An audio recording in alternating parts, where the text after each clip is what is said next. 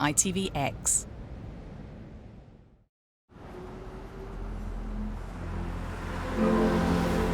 Now here with the latest headlines, it's the ITV News.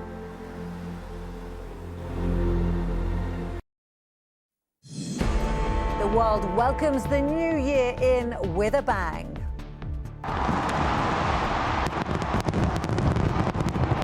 Fireworks have lit up the skies from the southern hemisphere to the Middle East. In the UK, wet weather has not dampened the return of the post-COVID party spirit. Yeah, it's been great. We ditched the umbrella and went with the poncho instead. Waited so long for it and it's amazing. Even in the weather and the rain, it's brilliant. We will be counting down to midnight on this programme from the celebrations in London and in Edinburgh. Also tonight, Pope Francis pays tribute to his predecessor, Benedict XVI, who's died at the age of 95. A warning over the return of COVID tests for visitors from China and...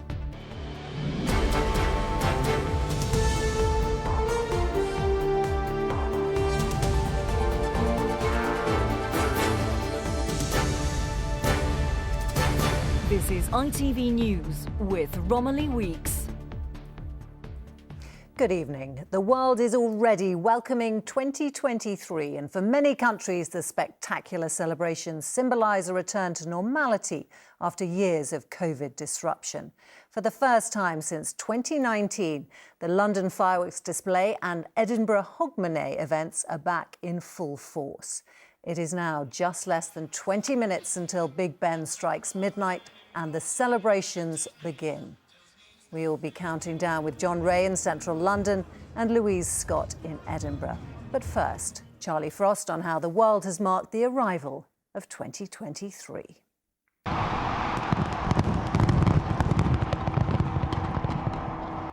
Australia's signature fireworks over Sydney Harbour Bridge helped get the New Year's celebrations underway with a bang.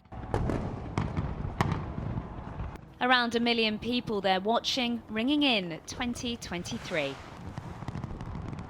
Not to be outdone, the United Arab Emirates set the bar high, entering the new year with a world record attempt. More than 400 drones and 15,000 lights went into making this spectacular display. Happy New Year! For Hong Kong, it was a pyrotechnic and multimedia light show against the backdrop of Victoria Harbour and the city skyline.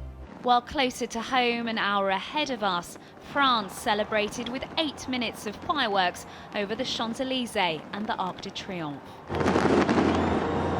Shortly, it will be the UK's turn. In Scotland, the final tests have been completed, and despite the wet weather, thousands of partygoers from around the world have flocked to Edinburgh to take part in the traditional Hogmanay as the celebrations return for the first time in 3 years. Pretty amazing to be here after not having much going on for us at all in Australia the last couple of years. It's really excited to be in Europe. Yeah, it's been great. We ditched the umbrella and went with the poncho instead. Waited so long for it and it's amazing. Even in the weather and the rain, it's brilliant. In London, crowds are also back to take in the capital's spectacle. The city's mayor promising a show that will be the biggest yet. The last 2 years have been awful for our city, for our country and for the planet with the pandemic. These will be the first fireworks we've had in London with people, with fireworks since 2019. It's a really important night to get people together, a really important night for the rest of the world to see our great city, but also a really important night to celebrate 2023 coming, but also to reflect on the last year. Not long to go, anticipation is building for an unforgettable show and the promise of a new year. Charlie Frost, ITV News. And we'll bring you the countdown to midnight in a few minutes' time from the banks of the Thames in London and the Hogmanay celebrations in Edinburgh. But first, the rest of the day's news. Pope Francis has praised his predecessor, Benedict XVI, as noble and gentle after the former pontiff's death at the age of 95. Pope Benedict became the first head of the Catholic Church to resign in nearly 600 years when he stepped down in 2013, citing old age and poor health.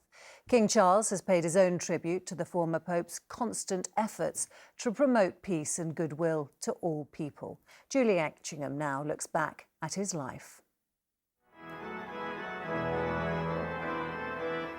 The papacy of Benedict XVI will be forever remembered by his resignation from it. The first pope in 600 years to step down, this quiet, studious man shocked the world when in 2013 he said the role had become too much for him to bear. Just 8 years before, Cardinal Joseph Ratzinger had become the oldest pope elected for nearly 3 centuries.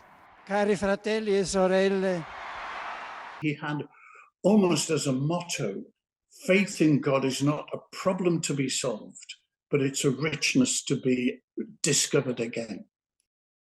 Born into a Bavarian family, the son of a policeman, the young Joseph was conscripted into the Hitler Youth, but later deserted. He was appointed Archbishop of Munich in 1977. As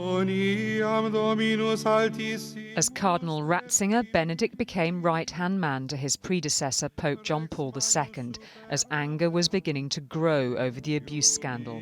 Nicknamed God's Rottweiler by some, there were claims he did not take the issues seriously enough. But as Pope, Benedict did confront the issue and accepted the Church's guilt.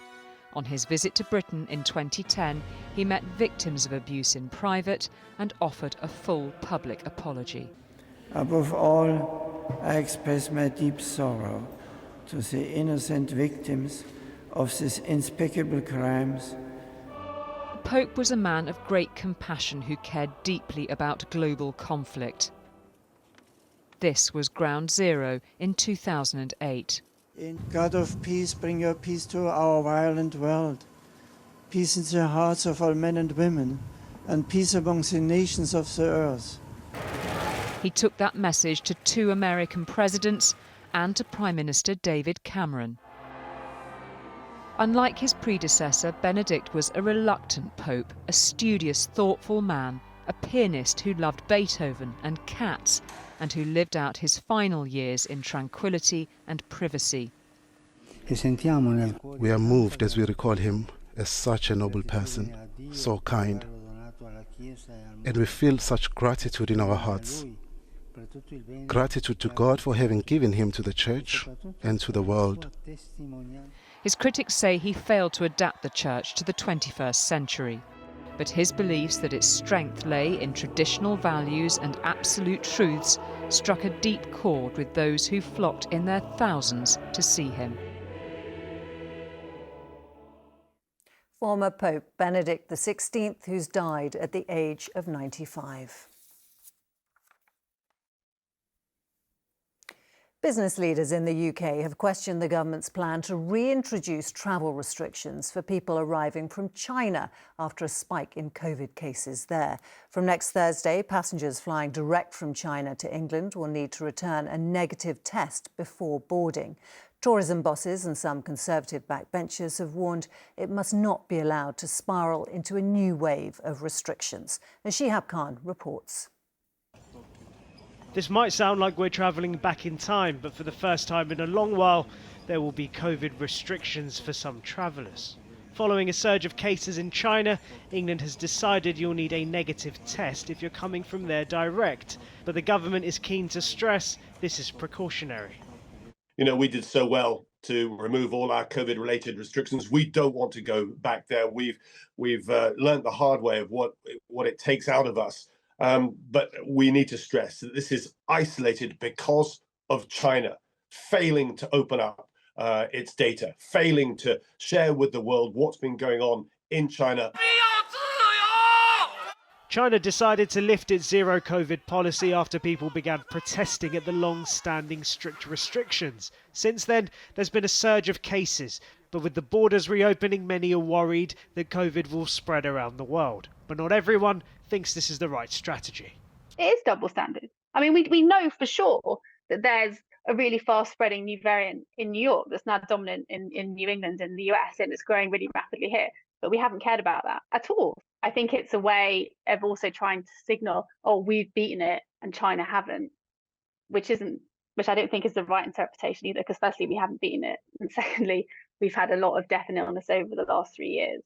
England is not the only country doing this. The US, Italy and Spain are among those who have introduced restrictions too, but there are concerns it could have a negative impact. We would want to see these restrictions lifted as soon as they possibly can be, given that Chinese visitors are so valuable to the UK economy. After dealing with COVID for such a long time, the hope will be as we head into the new year, this doesn't snowball into something bigger. Shihab Khan, ITV News. A man has died in an avalanche on the north face of Ben Nevis. The Lochaber Mountain Rescue Team were dispatched yesterday afternoon, but the 48-year-old was pronounced dead at the scene. Another man, aged 40, was taken to hospital. 2 men have been charged with the murder of 23-year-old Cody Fisher, who was stabbed on the dance floor of the Crane nightclub in Birmingham on Boxing Day. 21-year-old Cammy Carpenter and 22-year-old Remy Gordon will appear in court on Monday.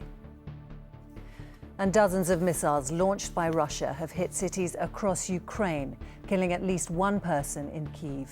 Ukraine's President Volodymyr Zelensky is warning that Russia could launch more attacks, forcing Ukrainians to celebrate the new year in darkness. Brazil is in the middle of 3 days of national mourning for the footballing legend Pelé ahead of his funeral next week. Over the next few days, his coffin will be transported to his final resting place. Our sports editor Steve Scott is in Sao Paulo. Steve, before the commemorations for Pelé, there's another significant event taking place in Brazil. Yes, you were right, Romilly. There are a few highly significant days ahead for Brazil, starting with the inauguration of the new president tomorrow after a closely fought election. There are security concerns about that ceremony with the prospect of violent protest in Brasilia. But the day after that, this politically divided nation will almost certainly unite to pay tribute to its most favourite son. Pelé's body will leave here in Sao Paulo and his coffin will be placed in Santos Football Stadium on Monday, where it will stay for 24 hours to allow tens of thousands of people to file past and pay their respects. Then on Tuesday, it will be driven through the streets of Santos for the last time ahead of a private family funeral. Then at the end of that, he will be buried in a 14-storey high cemetery, and that will be Pelé's final resting place. Steve Scott in Brazil, thank you. In the Premier League, Arsenal fans are dreaming of big things in the new year after title rivals Manchester City dropped points today in a 1-1 draw with Everton. The Gunners then took advantage with a 4-2 win at Brighton, a victory that takes them 7 points clear at the top. Chris Scudder was watching. Also celebrating tonight are the people on the King's first ever New Year's honours list. More than 1,000 names feature, including charity workers, politicians, musicians and sports stars. Queen guitarist Brian May has been knighted for services to music and charity.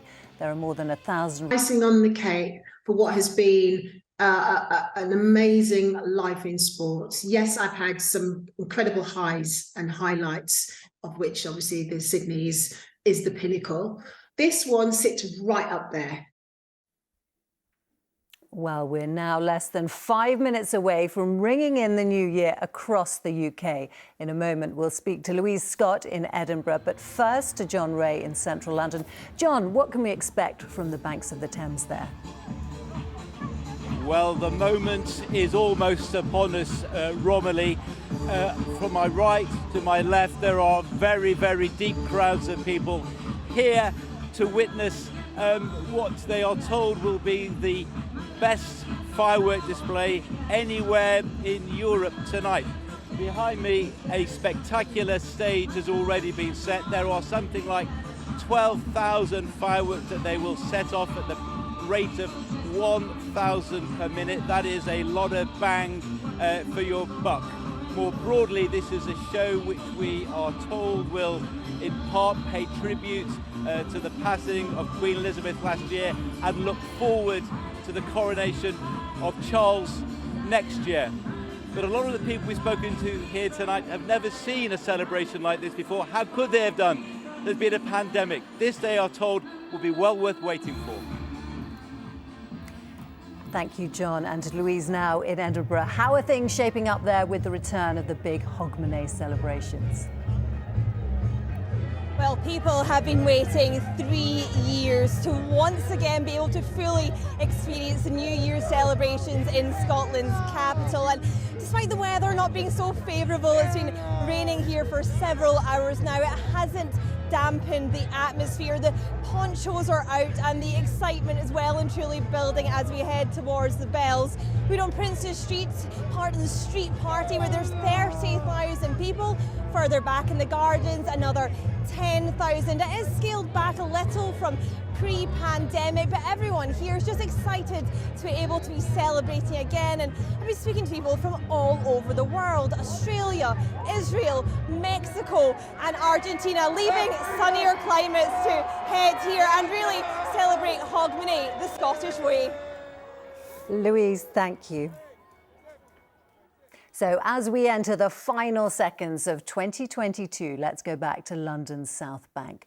The lucky crowds who managed to secure tickets for what we're told will be the largest fireworks display in Europe. More than 100,000 people lining each side of the Thames for the first time in 3 years. The show, we're told, will celebrate the successes of last year and look forward to the big events planned for 2023. And the Mayor says they've a couple of surprises up their sleeves.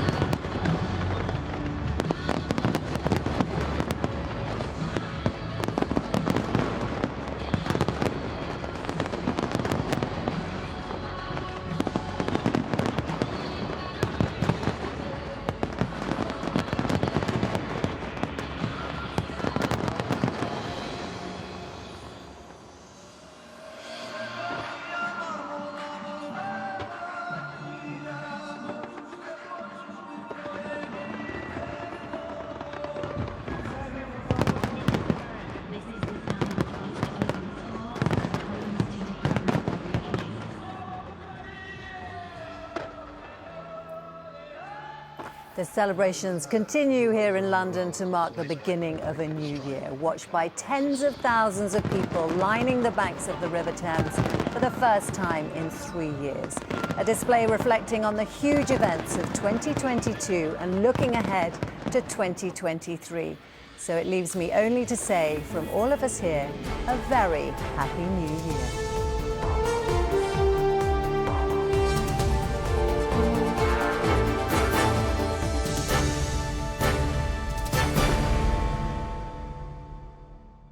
Feel Good weather continues throughout the evening.